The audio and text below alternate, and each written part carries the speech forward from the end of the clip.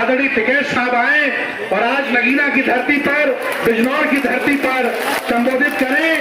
किसान यूनियन, किसान यूनियन, राकेश टिकैत साहब, राकेश टिकैत साहब।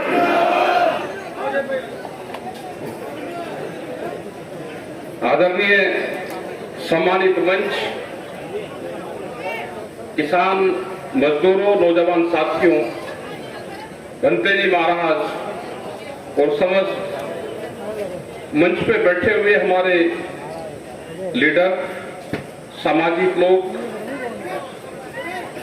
जज साहब, वकील साहब, पुलिस प्रशासन के लोग, पत्रकार बंधु, आप सबका धन्यवाद।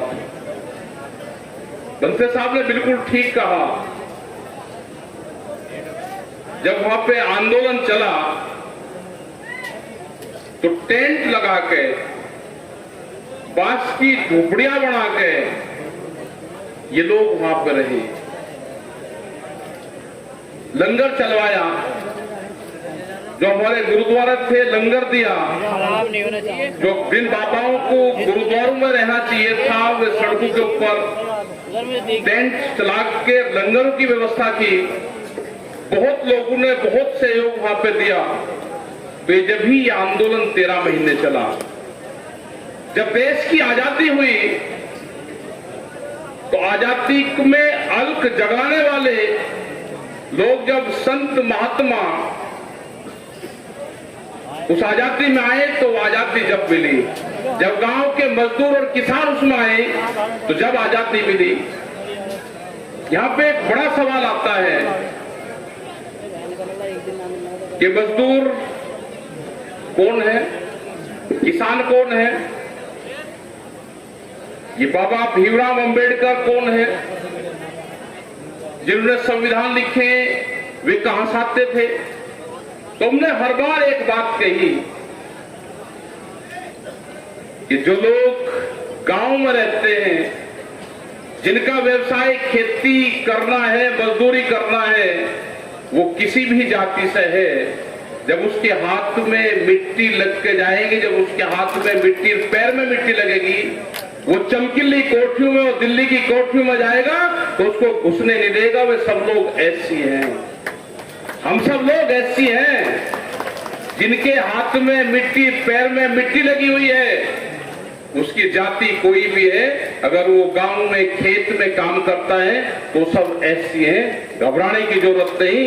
ये सब उसी जातियों से है।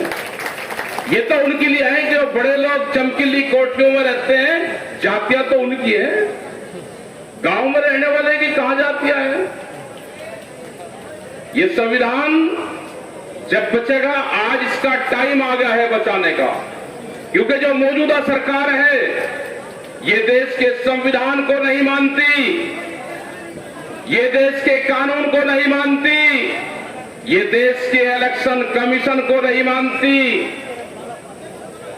ये ताकत के बल पे, ये पीट के, ये कानून का डर दिखा के हाजी करवाना चाहती है। हाजी ये डराती है और बोलती है कि हाजी को सरकार ठीक है। मैंने देखा एक दिन, कुछ लोग नाराज मत होना, क्योंकि जो देखा उसके लिए बोल रहा हूं। एक गाड़ी आ रही, उस पे हज लिखा हुआ है,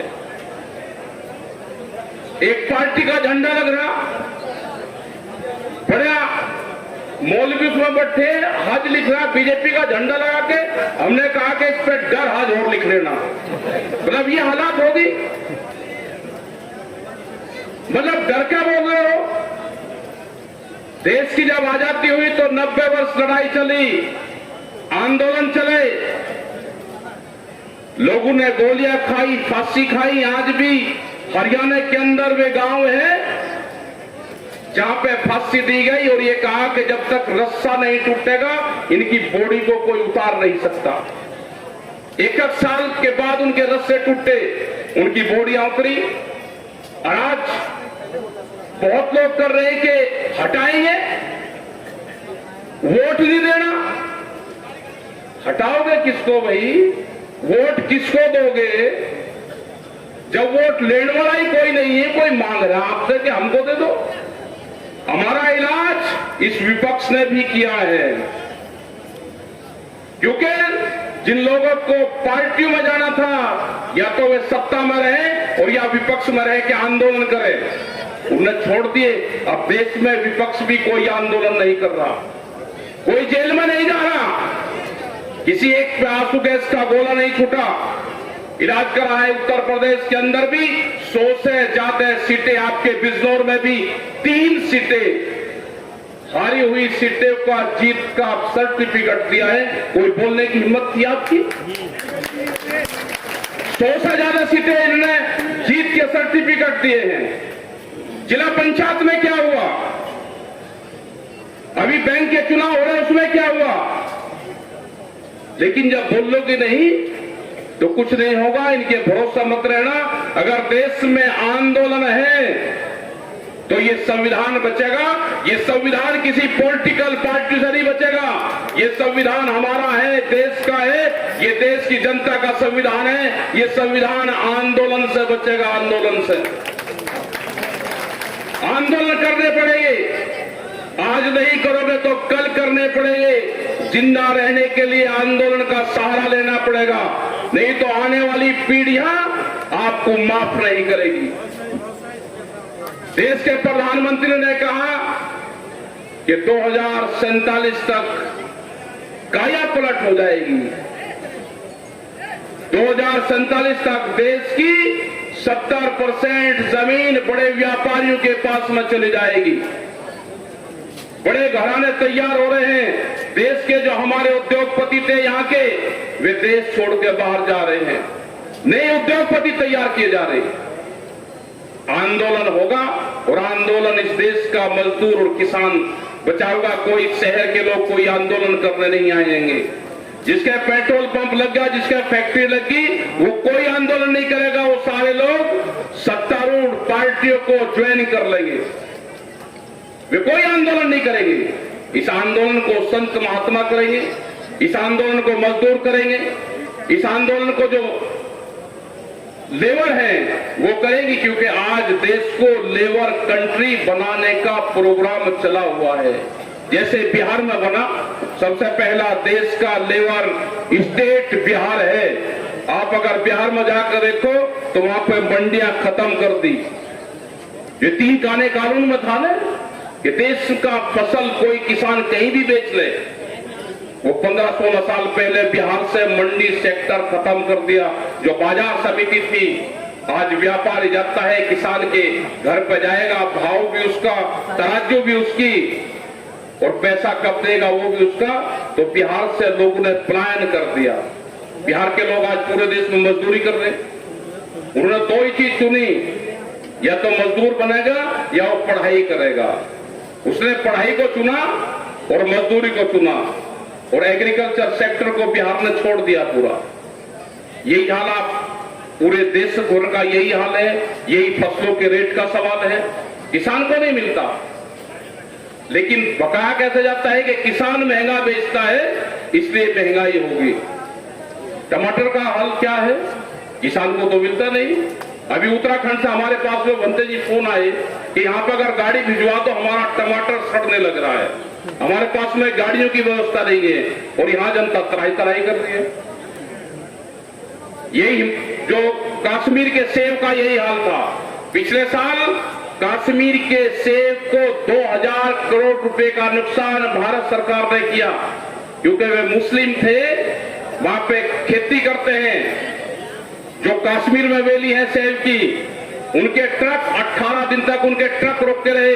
आपने देखा भी होगा कि पिछले साल जब आप सेब खाते थे, उसको काटते थे तो अंदर से काला निकलता था। वो भारत सरकार की बड़ी एक साजिश थी कि देश के किसानों को, कश्मीर को मारा जाए। वहां को हम वहां पे 3 बार गए, उन किसानों के बीच में गए।